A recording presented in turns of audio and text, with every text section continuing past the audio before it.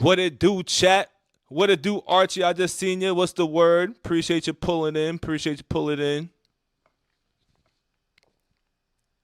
That's how you feel, E? That's how you feeling? That's all good, Crow. I be on the same type of time. If people is doing things I know I'm about to do, I'm like, nah, I gotta get out of here. I gotta get out of here. Abort, abort, abort. Abort. Joy. Yeah, I don't agree fairly often with you, but racist, no. Like I said, I believe you mean well, and we can agree to disagree and still show respect. I appreciate that, Joy. You know what I'm saying? And I appreciate you actually being here even after, like, you know what I'm saying, you've seen the video. So that's actually pretty dope because once again, like, we ain't supposed to agree with each other on everything, but we gotta see the perspective too. You know what I'm saying? We gotta be able to kind of see one's perspective on things. And I don't try to go label and use those words and target as that, but I try to like shed light on how it could be similar. You know what I'm saying? And that's not me even saying that. It's just like similarities are similarities. You know what I mean? And I ain't got to get too deep into all that because I want to be more positive about it as well too. Because it's like that doesn't feed it as much too. You know what I'm saying? That doesn't feed what really is even my message, which is we need to be together and shit. Like, so I usually take things like this one day at a time. It's like, you know, one day I'll do this and address it, but after that, I'll just hit that little heart thing because it's whatever at that point after me. Because if you don't want to listen, I'm not here to convince nobody of anything.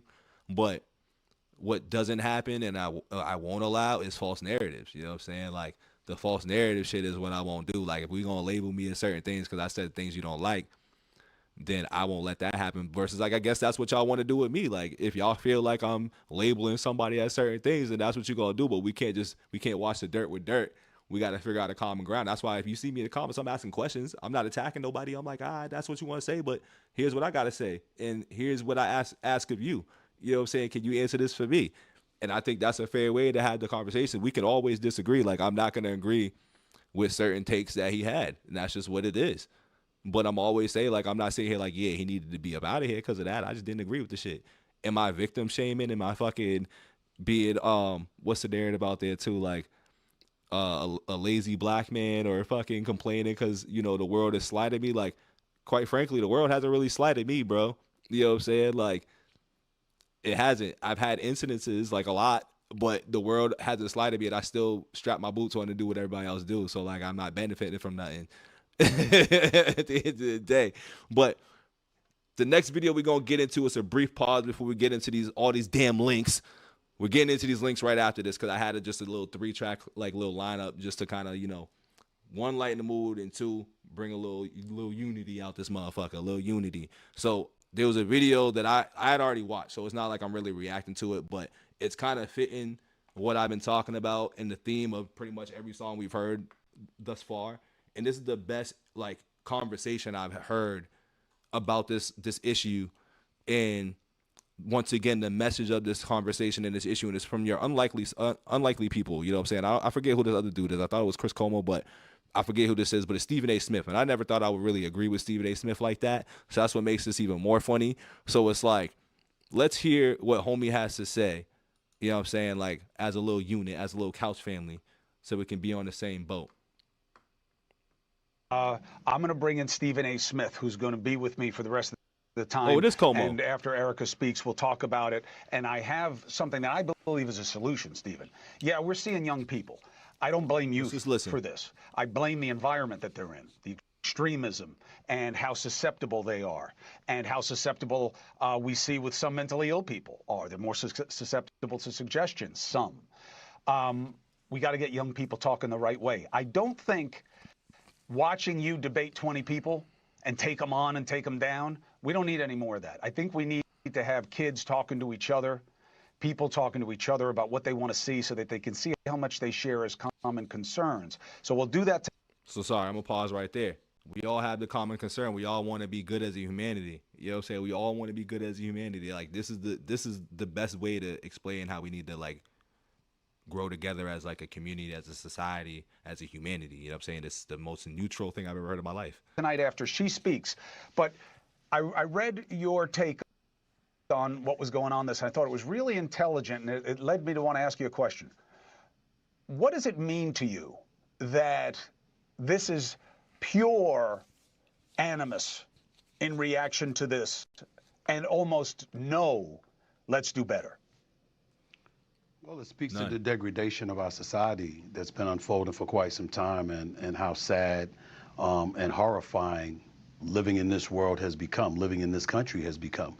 We don't like to say such things like that because we've popularized America being the greatest country in the world. But the reality is that for a very, very long time now, we haven't behaved like that. We haven't behaved like that as American citizens. We haven't behaved like that as professionals. We certainly haven't seen our youth behaving like that with the lack of respect they have for their elders. We've seen our elected politicians acting like children, and belligerent children at that. And that's the highlighter part right there. Like, it starts from the head. Like, the heads are acting crazy. We not just pointing fingers at just Agent Orange. Like, it's everybody. You know what I'm saying? And when we say everybody, that means it's both parties. You know what I'm saying? And I love how he's sticking on we. You know what I mean? That's a big important part too, is that he's sticking on we, because this is a we thing. Just starts at top sometimes. The combination of all of those things lead us to be, for lack of a better phrase, a leaderless society. And when you have no one to show you the way from a moral or ethical perspective, you're going to rely on what you decide to rely upon. Sometimes that's your own thoughts, that's your own venom, that's your own frustration. And most importantly, it leads to people thinking that their definition of solace, or happiness to some degree, the definition of it is bringing somebody to the level of misery, down to the level of misery you're experiencing, as opposed to elevating themselves to a place in a plane where true happiness is supposed to reside. So all of those kind of things are the kind of things. And that's what I speak on every time. Like, we can't just be generalizing and everything. He's hitting every nail right on the head. Like, we can't keep doing this. we can't keep doing this, man. We can't. That come to my mind as a direct answer to your question. What do you think happens next? Unfortunately, we've already seen what happens next.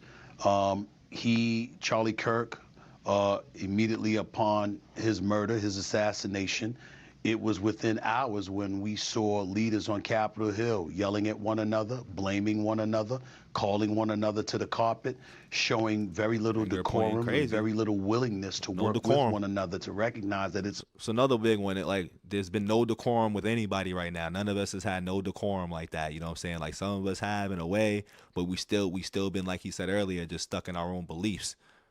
We got to get out of that and go back to the humanity side of things. Like, we all in this shit together, while these people up top are doing all that and pushing things out there for us to eat up while we distracted and all this other stuff. Like, they're both terrible, dog.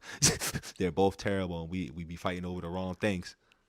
Important to come together and understand the state of affairs that have existed in our country and what we've deteriorated into.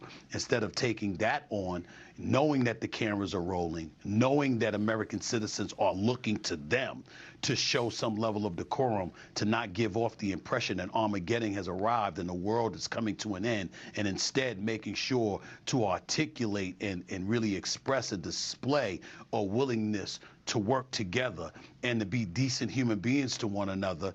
We didn't see that. We didn't see that. Instead, we saw the opposite. And so to me, it's going to get, I'm not going to say it's going to get worse, because I can't imagine it could get much worse than what's happened. Us witnessing a murder on all over the internet, streaming all over the place, where, I mean, I'm not going to get that image out of my head for a long time, Chris, to be honest with you. And that's what sparked me to say what I said. What I say, we was desensitized. We're desensitized as a society, bro. Islands, Queens, New York City. I've seen people dead and what have you. What I've never seen is somebody talking to an audience of people with their kids right in front of them and their wife right in front of them, and all of a sudden their body jolts before completely collapsing in a lifeless fashion, and blood come gushing out the left side of their neck. I've never seen anything like that. And that's facts though. You know what I'm saying? Like, that's why I think everybody's like on edge and feeling nutty, because as much wild shit we've seen, I don't think I've ever seen an assassination. We've heard about it in the history books and everything. We ain't never seen that. You know what I mean? We ain't never seen that. It is crazy, and he's got a valid point.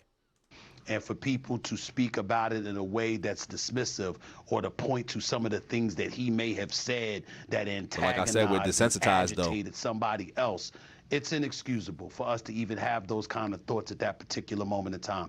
There are people in our industry who would disagree with me. I don't give a damn about what they have to say in that regard. If you can't come to a conclusion that that was so god-awful and that was so heinous, and anything else that you could possibly say about Charlie Kirk's positions and what he had to say and his ideology and whatever, if you can't put that to the side for a moment and just speak to how awful this was, I don't know how much hope there is for that individual or us as a society if that's the kind of approach we're going to take.